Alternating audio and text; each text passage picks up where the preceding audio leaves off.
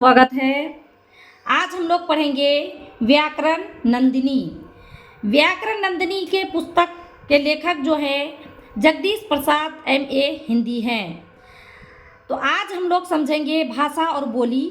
भाषा और बोली में क्या अंतर है, भाषा किसे कहते हैं और बोली किसे कहते हैं, ये सब आज हम लोग समझेंगे। भाषा अपने विचारों और भावनाओं को अन्य लोगों तक पहुंचाने के साधन को हम लोग भाषा कहते हैं। भाषा के द्वारा ही हम अपने विचारों को अन्य व्यक्तियों तक पहुंचाते हैं व अन्य व्यक्तियों की बातों को समझते हैं।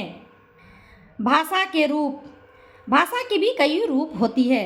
अपने विचारों एवं भावनाओं को अन्य लोगों तक हम विभिन्न प्रकार से पहुंचाते हैं व अन्य व्यक्तियों के विचारों एवं भावनाओं को समझते हैं।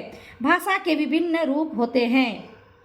बोलना व सुनना, बोलना और सुनना में क्या अंतर है। बोलकर हम अपनी बात दूसरों को समझाते हैं व सुनकर हम दूसरों की बातों को समझते भी हैं।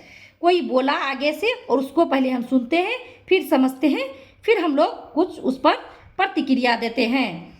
जैसे हेलो वरुण, कल मेरा जन्मदिन है। वरुण ने अपना जन्मदिन बताया आयुष को। आयुष ने बोला जन्मदिन मुबारक हो। वरुण अब बोला जन्मदिन के बारे में, आयुष को बताया और आयुष सुना, उस चीज़ को समझा, फिर उस पर उत्तर दिया।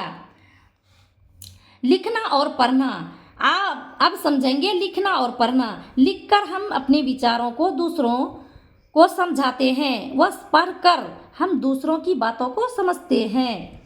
जैसे कोई लिख दिया कुछ बात, उसको समझने के लिए पढ़ना पड़ेगा ना, पहले लिखा फिर पढ़े तो समझे। बोली, आपस में बोलचाल की भाषा को बोली कहते हैं। बोली एक सीमित क्षेत्र में बोली जाती है। कुछ जंतुओं की बोलियां होती है, जैसे मेढक की आवाज़ टर टर, घोड़े की आवाज़ हिन हिन, बंदर की आवाज़ खो खो आदि जीव जंतुओं की अपनी अपनी बोलियां होती है। तो बच्चों, आज आप समझ ही गए होंगे कि किस प्रकार हम लिखकर, पढ़कर, बोलकर व सुनकर अपनी बातों को दूसरे व्यक्तियों को समझाते हैं एवं दूसरों की बातों को समझते भी हैं। कुछ प्रश्न उत्तर कर लेते हैं लास्ट में। तो भाषा किसे कहते हैं, ये प्रश्न है आज का।